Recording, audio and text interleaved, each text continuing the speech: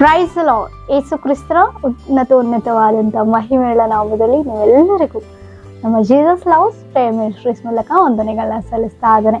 ಹೇಗಿದ್ದೀರಿ? ಎಲ್ಲರೂ ಈ ಶುಭ ಮುಂಜಾನೆಯಲ್ಲಿ ಕ್ಷೇಮವಾಗಿದ್ದೀರಿ ಎಂಬುದಾಗಿ ನಾನು ನಂಬಿ ಕರ್ತನಿಗೆ ನಾನು ಮಹಿಮೆಯನ್ನು ಸಲ್ಲಿಸಲಾಗಿದ್ದೇನೆ. ಹಾಲೆಲೂಯಾ, ದೇವರಿಗೆ ಸ್ತೋತ್ರ. ಆತನು ಯಾವಾಗಲೂ ನಮ್ಮನ್ನು ಪ್ರೀತಿಸುವಂಥ ದೇವರಾಗಿದ್ದಾನೆ. ಆಮೇಲೆ ಅದಕ್ಕೋಸ್ಕರವಾಗಿಯೇ ನಮ್ಮನ್ನು ಪ್ರತಿದಿನವೂ ಬದುಕುಳಿಸ್ತಾ ನಾವೆಷ್ಟೇ ಒಂದು ಆತನ ದೃಷ್ಟಿಗೆ ಹೇಯವಾಗಿ ನಡೆದುಕೊಂಡಿದ್ರು, ಆತನ ದೃಷ್ಟಿಯಲ್ಲಿ ನಾವು ಆತನನ್ನು ದುಃಖಪಡಿಸಿದ್ರು ಕೂಡ ನಮ್ಮನ್ನು ಪ್ರೀತಿಸಿ ದಿನವನ್ನು ಒದಗಿಸಿಕೊಟ್ಟು ನಮ್ಮನ್ನು ಸರಿಪಡಿಸಿ ನಮ್ಮನ್ನು ನಡೆಸಲಿಕ್ಕೆ ತನ್ನ ಕೃಪೆಯನ್ನು ತೋರ್ತಾ ಇದ್ದಾರೆ. ಆಮೇಲೆ ಅದಕ್ಕಾಗಿ ದೇವರಿಗೆ ನನ್ನ ಮಹಿಮೆಯನ್ನು ಸಲ್ಲಿಸುತ್ತಾ ದೇವರು ನಮಗಾಗಿ ಈ ದಿನ ಏರ್ಪಡಿಸಿಕೊಟ್ಟಂಥ ವಾಗ್ದಾನ ವಾಕ್ಯವನ್ನು ನಾವು ಧ್ಯಾನಿಸೋಣ. ಮತ್ತಾಯನು ಬರೆದ ಸುವಾರ್ತೆ 14ನೇ ಅಧ್ಯಾಯ 27ನೇ ವಚನ. ಧೈರ್ಯವಾಗಿರಿ, ನಾನು ಅಂಜಬೇಡಿರಿ ಎಂದು ಹೇಳಿದನು. ಆಮೇನ್. ದೇವರಿಗೆ ಸ್ತೋತ್ರ. ಈ ಇಹಲೋಕ ಯಾತ್ರೆಯಲ್ಲಿ ಅನೇಕ ನಮಗೆ ವಿರುದ್ಧವಾಗಿಯೂ ಸೈತಾನನು ತನ್ನ ಒಂದು ಕುತಂತ್ರಗಳನ್ನು ದೇವ ಮಕ್ಕಳ ಮೇಲೆ ತೋರಿಸ್ಲಿಕ್ಕೆ ಅನೇಕ ಪ್ರಭಾವಗಳ ಮೂಲಕ, ಅನೇಕ ಒಂದು ಕ್ರಿಯೆಗಳ ಮೂಲಕ ನಮ್ಮನ್ನು ನೋವುಪಡಿಸ್ತಾ ಇರ್ತಾನೆ, ನಮ್ಮನ್ನು ಬಾಧಿಸ್ತಾ ಇರ್ತಾನೆ. ಪ್ರಿಯರೇ, ನಮ್ಮನ್ನು ಕುಗ್ಗಿಸ್ತಾ ಇರ್ತಾನೆ. ನಾವು ಬಿದ್ದು ಹೋಗ್ತೇವೆ ಅಂತ ಸಮಯದಲ್ಲಿ, ನಾವು ಕುಗ್ಗಿ ಹೋಗ್ತೇವೆ ಅಂತ ಸಮಯದಲ್ಲಿ, ಆದರೆ ದೇವರು ಹೇಳ್ತಾ ಇದ್ದಾರೆ, ತನ್ನ ಮಕ್ಕಳಿಗೆ ಮುಂಬಲವು ಹಿಂಬಲವು ಧೈರ್ಯದಾಯಕನು ಆದಂಥ ಪರಾಕ್ರಮಶಾಲಿ ಆದಂಥ ದೇವರು ಹೇಳ್ತಿದ್ದಾರೆ, ಧೈರ್ಯವಾಗಿರಿ, ನಾನು ಅಂಜಬೇಡಿ ಎಂಬುದಾಗಿ.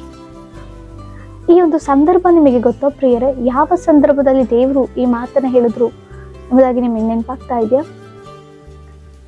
ನಾವು ನೋಡೋದಾದ್ರೆ ಸತ್ಯವೇದದಲ್ಲಿ ಈ ಒಂದು ವಾಕ್ಯ ಭಾಗವನ್ನು ನೀವು ಸತ್ಯವೇದದಲ್ಲಿ ಧ್ಯಾನಿಸೋದಾದ್ರೆ 5 ರೊಟ್ಟಿ 2 ಮೀನುಗಳನ್ನು ದೇವರು 5,000 ಜನರಿಗೆ ಹಂಚಿದ ನಂತರ ಯೇಸುವಿನ ಶಿಷ್ಯರು ಒಂದು ಸಮುದ್ರ ಪ್ರಯಾಣ ಬೆಳೆಸ್ತಾರೆ. ದೇವರು ತಾನೇ ಹೇಳ್ತಾರೆ, ನೀವು ನೋಡಿ ನಾನು ತದನಂತರ ಬರ್ತೇನೆ ಎಂಬುದಾಗಿ. ಈ ಒಂದು ಸಂದರ್ಭದಲ್ಲಿ ಶಿಷ್ಯರೆಲ್ಲರೂ ಪ್ರಯಾಣ ಮಾಡ್ತಾ ಇದ್ದಾರೆ. ಪ್ರಯಾಣ ಮಾಡುವಾಗ ಸಡನ್ ಆಗಿ ಅಕಸ್ಮಾತ್ ಆಗಿ ಒಂದು ದೊಡ್ಡ ಬಿರುಗಾಳಿ, ತುಫಾನು ರೀತಿಯಲ್ಲಿ ಸಮುದ್ರ ಎಲ್ಲ ಕಲ್ಲೋಲವಾಗಿ ಆ ದೋಣಿ ಏನಿದೆ ಅದು ಕೂಡ ಮುಳುಗುವಂತ ಸ್ಥಿತಿಯಲ್ಲಿ ಭಯಂಕರವಾದ ಪರಿಸ್ಥಿತಿಗೆ ಶಿಷ್ಯರು ಬರ್ತಾರೆ. ಆ ಒಂದು ಸಂದರ್ಭದಲ್ಲಿ ಆಗಿದೆ. ಶಿಷ್ಯರೆಲ್ಲರೂ ಕೂಡ ತಮ್ಮ ಪ್ರಾಣವನ್ನು ಕಾಪಾಡಿಕೊಳ್ಳೋಕೆ ಅರಚ್ತಾ ಇದ್ದಾರೆ, ಕೆರಸ್ತಾ ಇದ್ದಾರೆ, ಕಾಪಾಡಿ ಎಂಬುದಾಗಿ ಒಂದು ಭಯ ಅವರಲ್ಲಿ ಉಂಟಾಯಿತು, ಒಂದು ಆತಂಕ ಅವರಲ್ಲಿ ಉಂಟಾಯಿತು.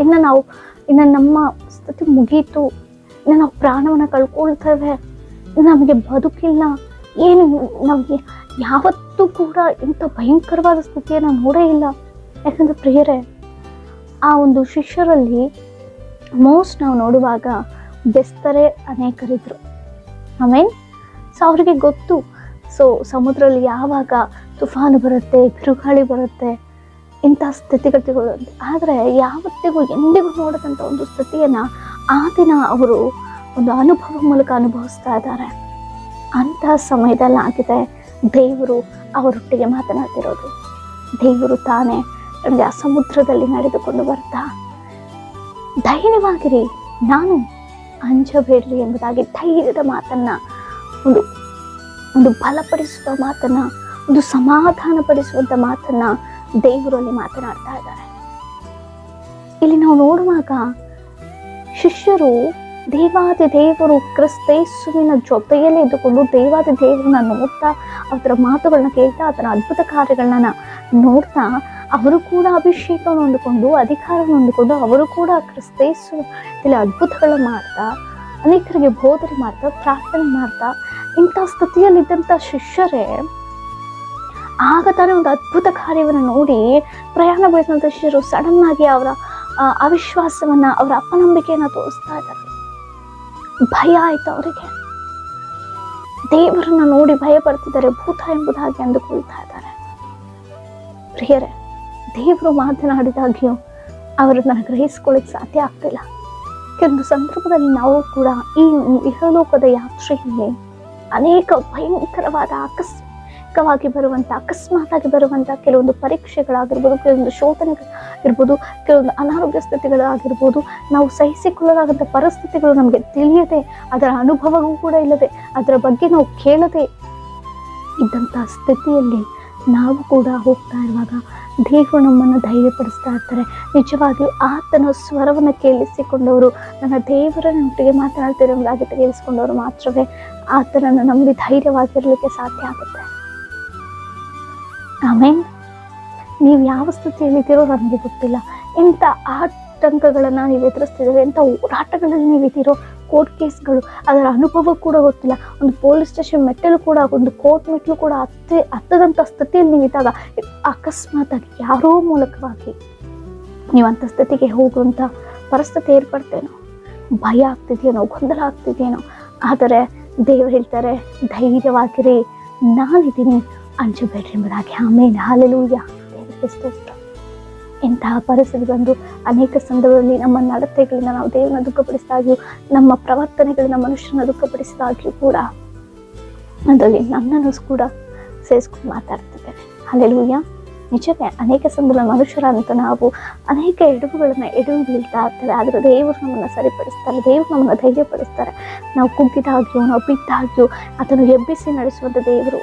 ಮಾನವರಲ್ಲಿ ಇಂಥ ಪರಿಸ್ಥಿತಿಗಳು ಏರ್ಪಡಬಹುದು, ಆದರೆ ಅದೆಲ್ಲದನ್ನ ಬಿಡಿಸಿ ದೇವರು ನಿಮ್ಮನ್ನು ಧೈರ್ಯಪಡಿಸ್ಲಿಕ್ಕೆ ಶಕ್ತನಾಗಿದ್ದಾನೆ. ಈ ಮುಂಚಾನೆ ನೀವೆಂಥ ಸ್ಥಿತಿಯಲ್ಲಿ ಇದ್ದೀರೋ ಗೊತ್ತಿಲ್ಲ, ನೀವೆಂಥ ಪರಿಸ್ಥಿತಿಗಳನ್ನ ಎದುರಿಸ್ತಿದ್ದೀರೋ ಗೊತ್ತಿಲ್ಲ, ಎಂಥ ಆತಂಕದಲ್ಲಿದ್ದೀರೋ ಗೊತ್ತಿಲ್ಲ. ಆ ಆತಂಕದಲ್ಲಿ ನೀವು ಅಪನಂಬಿಕೆ ಉಳ್ಳವರಾಗಿದ್ದೀರೇನೋ, ನಿಮ್ಮ ನಂಬಿಕೆಯನ್ನು ಕಳೆದುಕೊಂಡಿದ್ದೀರೇನೋ, ಆದರೆ ದೇವರು ಮುಂಚಾನೆಯಲ್ಲಿ ನಿಮ್ಮೊಟ್ಟಿಗೆ ಮಾತನಾಡ್ತಿದ್ದಾರೆ. ಮಗಳೇ, ಮಗನೇ, ನಾನು ಧೈರ್ಯವಾಗಿರು, ಅಂಜಬೇಡ.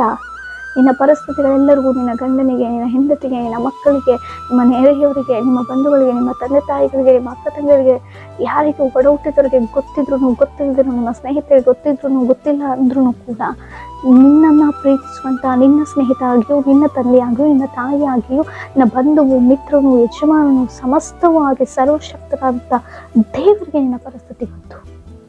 ಆಮೇಲೆ ಅದಕ್ಕಾಗಿಯೇ ಆತನನ್ನು ನಂಬಿ, ಆತನಲ್ಲಿ ಉಜ್ಜೀವನಗೊಂಡು ಆತನಿಗೋಸ್ಕರ ನಾವು ಜೀವಿಸುವವರಾಗಿದ್ದೇವೆ.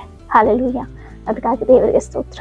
ಈ ಒಂದು ವಾಗ್ದಾನ ದೇವರು ನಿಮ್ಮನ್ನು ಧೈರ್ಯಪಡಿಸಿದ್ದಾರೆ ಎಂಬುದನ್ನಾಗಿ ನಂಬಿ, ಏನೇ ಪರಿಸ್ಥಿತಿಗಳಿಂದ ಅಂಜದೆ ಧೈರ್ಯವಾಗಿ ನಂಬಿಕೆಯಲ್ಲಿ ಎದುರು ನೋಡ್ರಿ, ಖಂಡಿತವಾಗಿಯೂ ದೇವರ ಮಹಿಮೆಯನ್ನು ಕಾಣಲಿಕ್ಕೆ ಸಾಧ್ಯ. ದೇವರು ನಿಮ್ಮ ವಾಗ್ದಾನಕ್ಕೆ ಆಶ್ವಾಸಿ ಬಲಪಡಿಸಲಿ. ನಿಮ್ಮ ಏನೇ ವಿಜ್ಞಾಪನೆಗಳಿದ್ರು ಕಮೆಂಟ್ಗಳ ಮೂಲಕ ತಿಳಿಸಿಕೊಡಿ, ನಿಮಗಾಗಿ ನಾವು ಪ್ರಾರ್ಥಿಸಿಕೊಳ್ಳಿ.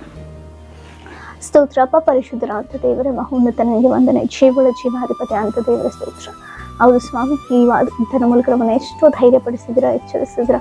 ನಂಬಿಕೆ ಉಳ್ಳವರಾಗಿ ಜೀವಿಸಲಿಕ್ಕೆ ಕೃಪೆ ಮಾಡಿಕೊಡಿ, ಸಹಾಯ ಮಾಡಿ. ಅಪನಂಬಿಕೆಯಲ್ಲಿ ನಾವು ನಮ್ಮ ಜೀವಿತ ಏನಾದರೂ ಸರಿಪಡಿಸಿ, ಬಲಪಡಿಸಿ, ನಂಬಿಕೆಯನ್ನು ಪೂರೈಸಿ, ಹುಟ್ಟಿಸಿ ಎಂಬುದಾಗಿ ಪ್ರಾರ್ಥಿಸಿಕೊಳ್ಳುತ್ತೆ. ನಜರೇತನೇ ಯೇಸುವಿನ ಜೀವಳ ನಾಮದಲ್ಲಿ ಬೇಡಿದೆಲ್ಲವನ್ನು ಹೊಂದಿದ್ದೇವೆ ಪರಲೋಕದ ಪರಮ ತಂದೆಗೆ. ಆಮೇನ್.